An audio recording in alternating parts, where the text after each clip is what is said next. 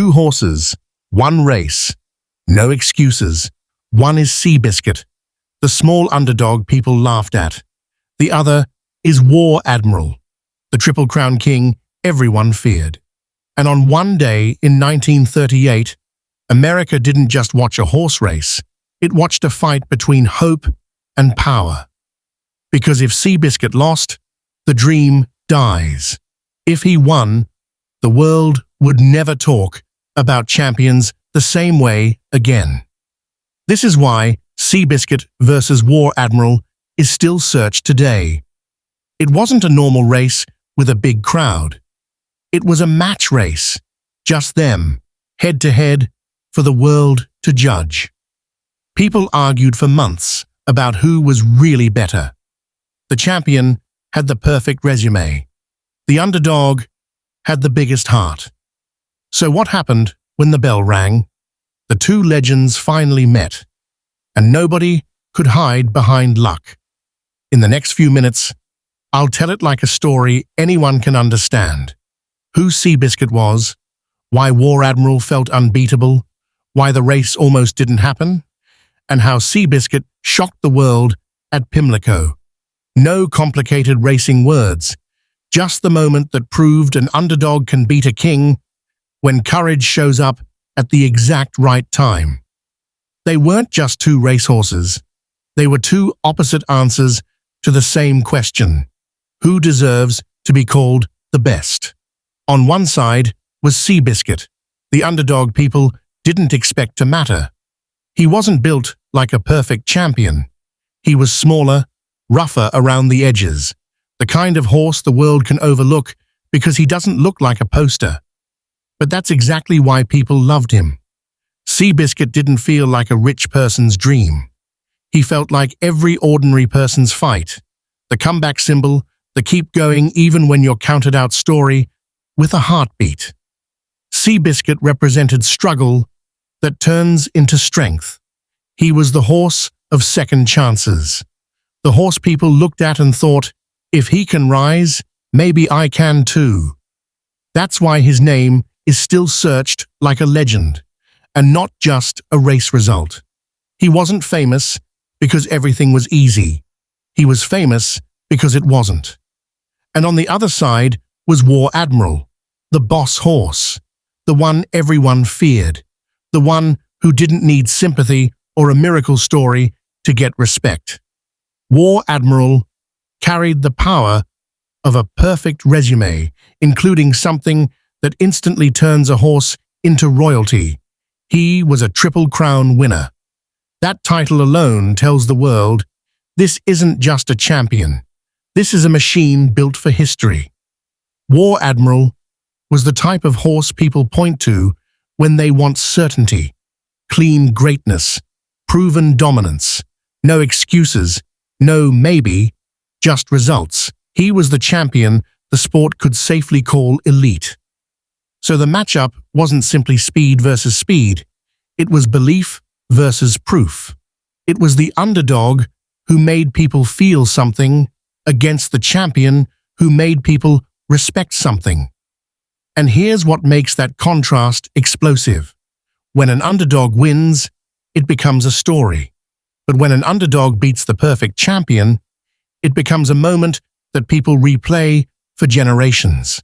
Because deep down, everyone wants to know the same thing. Does greatness belong only to the ones who look born for it? Or can greatness be taken by the one who refuses to stay small?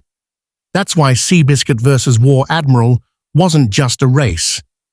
It was a showdown between two kinds of legends, and only one could walk away with the world's attention. In 1938, America wasn't looking for a nice race. America was looking for a reason to breathe. The country was still living in the long shadow of the Great Depression. Families had lost jobs. People had lost savings. Confidence was thin. And when life feels heavy, people grab onto stories that feel bigger than their own problems. Stories that say, hold on, something good can still happen. That's why America cared about Seabiscuit and War Admiral. Not because everyone suddenly became a horse racing expert, but because this matchup felt like life. Seabiscuit was the horse people could understand. He wasn't supposed to be the hero. He didn't look like a champion. He didn't arrive with a golden label. He was the kind of fighter that mirrors regular people, scratched up, underestimated, still standing. When Seabiscuit kept winning, it felt like a message to every person who had been told they were finished. You're not done. War Admiral was the opposite emotion. He was certainty. He was the polished champion, the Triple Crown winner, the horse with nothing to prove, only something to defend. And that's what made America lean in. Because when a symbol of hope meets a symbol of dominance, the result becomes more than sport. It becomes a national argument played out at full speed. Do you believe in the underdog, or do you trust the proven king? That's why the phrase Seabiscuit versus War Admiral still carries electricity. People didn't just want to know who was faster. They wanted to know who was real. They wanted a winner that meant something. And the timing made it perfect. Radios brought the nation together like a single living room. Newspapers turned athletes into heroes, a match race between the most beloved underdog and the most feared champion became an event people circled like a holiday. Because for a few minutes, everyone could stop thinking about bills, bad luck, and hard days. And instead, think about one clean, simple thing. 2 horses, 1 track, 1 answer. That's why America cared. Not just to watch a race, but to watch a story decide itself. Seabiscuit's legend isn't only about one horse, it's about a team that looked nothing like a champion factory and still built a champion anyway. At the center was Charles Howard, the owner. He wasn't born into racing royalty. He made his way up through hard work, and he understood what it feels like to earn respect the slow way. That's why Seabiscuit fit him perfectly. Howard didn't just buy a horse, he invested in a second chance. When others saw a small, unfashionable runner, Howard saw a story that could fight back. Then came Tom Smith, the trainer. Smith wasn't flashy. He didn't chase cameras. He was known for being quiet, sharp-eyed, and stubborn in the best way. He understood horses the way some people understand emotions, without needing words. Smith didn't treat Seabiscuit like a machine. He treated him like a personality. He built confidence, kept the horse healthy, and trained him for survival, not just speed. While others trained for one perfect day, Smith trained for a whole war of a season. And then there was the heart of the human story. Red Pollard, Seabiscuit's jockey. Pollard's life wasn't smooth or lucky. He knew struggle, pain, and rejection. So when he rode Seabiscuit, it wasn't just a job, it was a connection.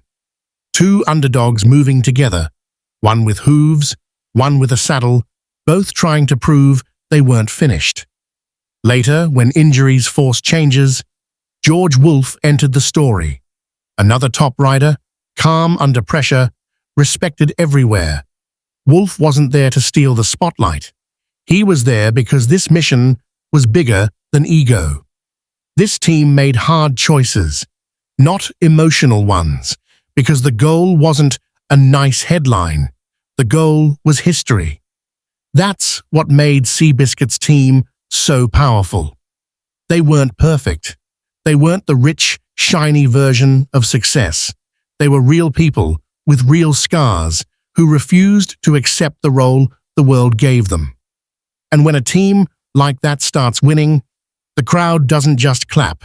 The crowd believes, because it feels like hope wearing a saddle. If Seabiscuit was the story America wanted to believe, War Admiral was the story America was forced to respect.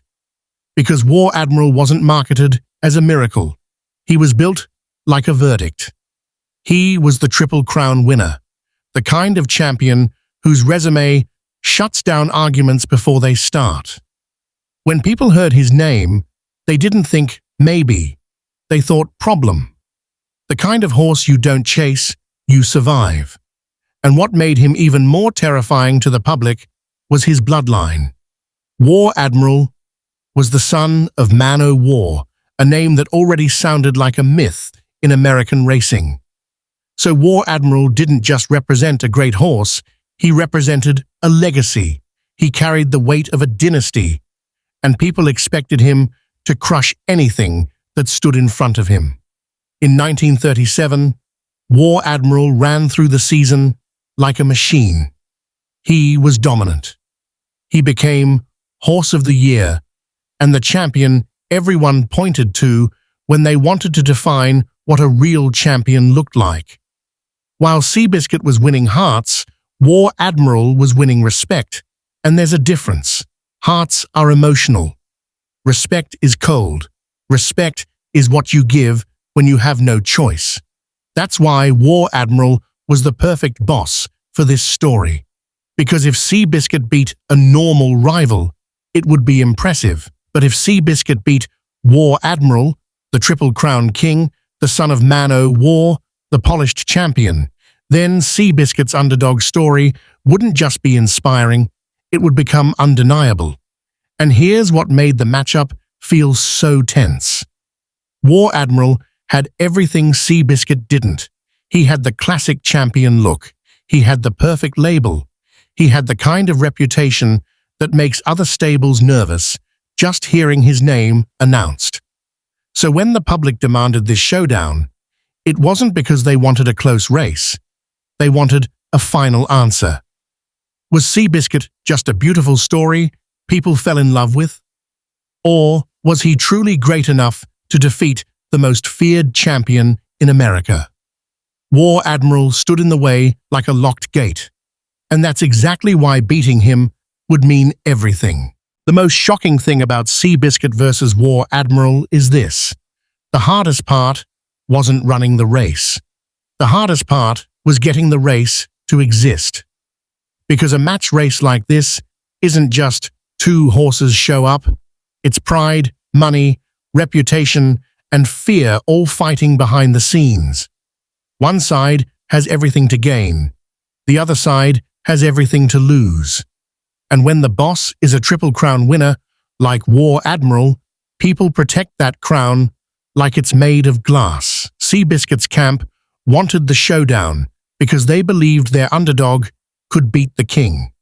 The public wanted it because they were tired of debate and hungry for a final answer. Newspapers pushed it. Fans demanded it. The chant wasn't subtle anymore. Bring on, War Admiral. But War Admiral's people had reasons to hesitate. If you're already the proven champion, why risk your legacy in a winner-take-all duel? Why give an underdog the chance to steal your thunder in one afternoon? That's why negotiations dragged, broke, restarted, and got messy. Every detail became a battlefield. Where would they race? How far would they go? What about the weight carried? What about the start? Because in match races, tiny details are not tiny. They can decide everything. Eventually, the showdown was set for Pimlico Racecourse in Baltimore, and even then, it still felt fragile, like it could collapse any minute. The distance chosen was 1 mile and 3/16, the same distance as the Preakness, a distance with meaning, a distance that sounded fair, but could still favor one style over another. And then came one of the strangest, most dramatic details, the start. Instead of a starting gate, the race would begin with a bell. That mattered because different horses react differently to different starts. One horse might break sharper, another might hesitate. In a two-horse war, the start is not just a start, it's the first punch. So by the time race day arrived, The tension wasn't only about speed. It was about everything that happened before the first stride. The negotiations, the conditions, the pressure, and the fear of being embarrassed in front of the whole nation. That's why this build-up is so important. Because when two legends finally agreed to meet, it felt like the sport itself was holding its breath. Not who will win, but will it even happen? And then it did. November 1st, 1938. Pimlico Racecourse in Baltimore. 2 horses. No crowded field to hide in. No excuses. Just a straight question with a violent answer. Who's real? This wasn't a normal race day. It felt like a national event. People packed the track, and millions followed from a distance. Because this wasn't simply Seabiscuit racing War Admiral.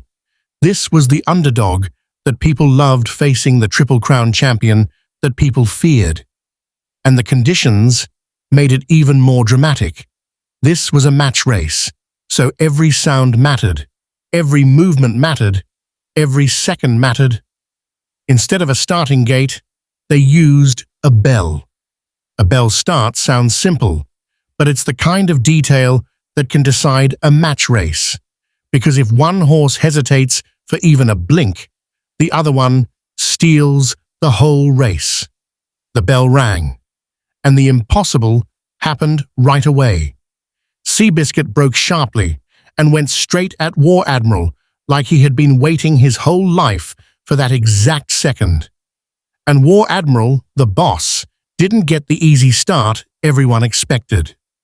In a normal race, champions can recover from small mistakes because there are other horses, other lanes, other chances. In a match race, there is only one opponent. If you give that opponent confidence, you're feeding the monster.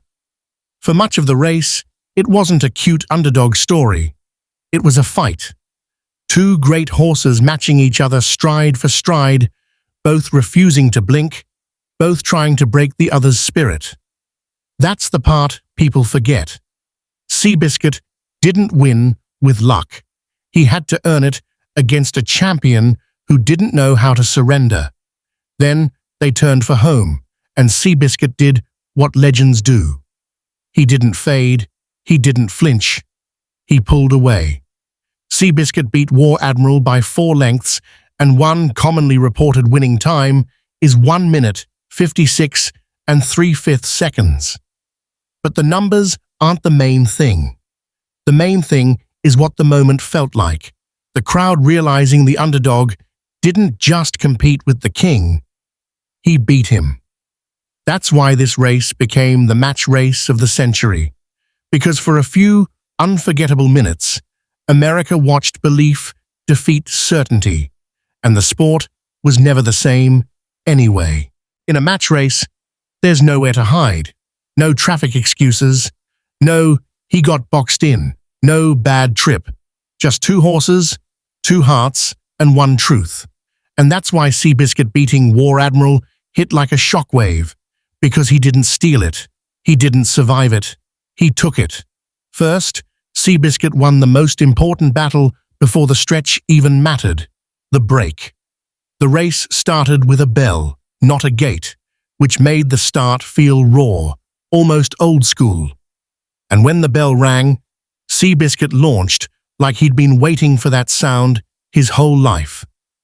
That single moment mattered because War Admiral was known as a powerful, high-class champion.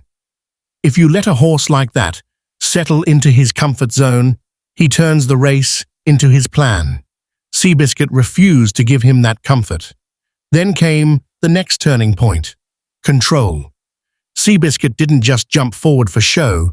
He used that early move to control position and force War Admiral to chase instead of cruise. In a 2-horse duel, chasing is exhausting, not just for the legs, but for the mind. Every second you're behind, you're hearing the crowd, feeling the pressure, and realizing you might actually lose to the underdog you were supposed to crush. And War Admiral didn't quit. That's what makes this win legendary. The Triple Crown champion didn't fold. He fought. He pressed. He tried to pull the race back into his hands. For much of the run, it looked like a real war. Two champions refusing to blink. But Seabiscuit had something the public didn't fully understand until that day.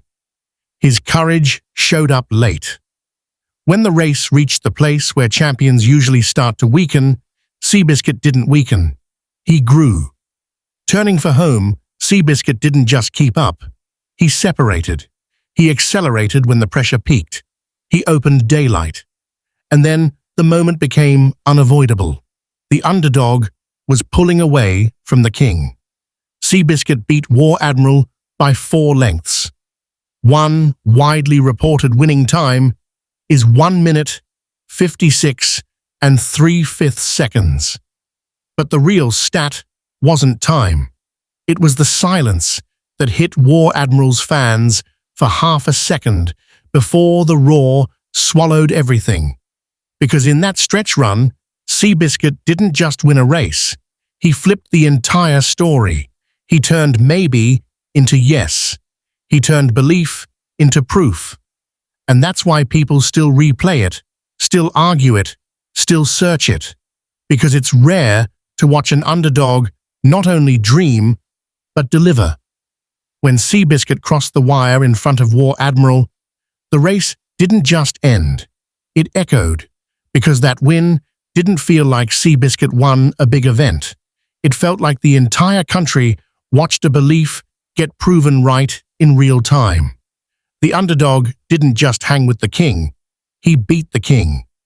And in a match race, that kind of victory is louder than a trophy. It's personal, it's direct, it's final. The aftermath hit on 2 levels at once. First, it hit the sport. War Admiral didn't become weak because he lost.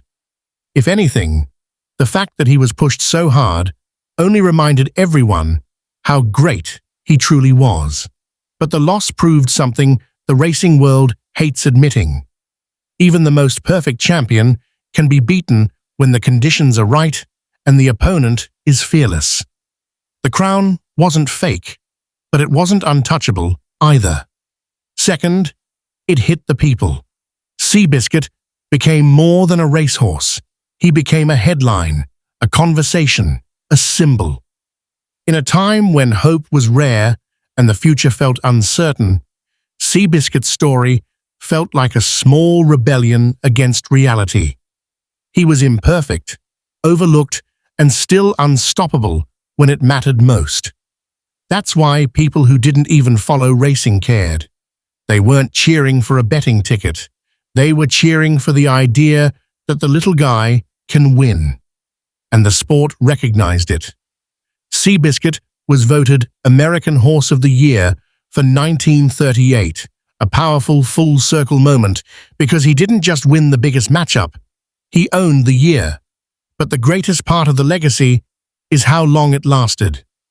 Decades later, Seabiscuit versus War Admiral is still one of the most replayed and searched stories in horse racing history because it's simple, cinematic, and emotional. Underdog versus champion, West versus East, heart versus pedigree, belief versus proof. It's the kind of story that doesn't age because people don't outgrow hope. So when someone asks why it still matters, the answer is simple. That race didn't just decide which horse was better that day. It reminded everyone watching that legends aren't only born with perfect labels. Sometimes legends are built by refusing to stay small anyway. Seabiscuit didn't win because he looked like a champion. He won because he refused to act like an underdog. On that day at Pimlico, the little horse America loved faced the Triple Crown King America feared and proved something bigger than racing. Power isn't always the winner. Heart can be stronger. That's why this story still lives in searches and replays. Seabiscuit versus War Admiral, match race of the century. Who won? How he did it. Because people don't rewatch normal victories. They rewatch moments that change what possible means. If this story hit you, subscribe and comment Underdog.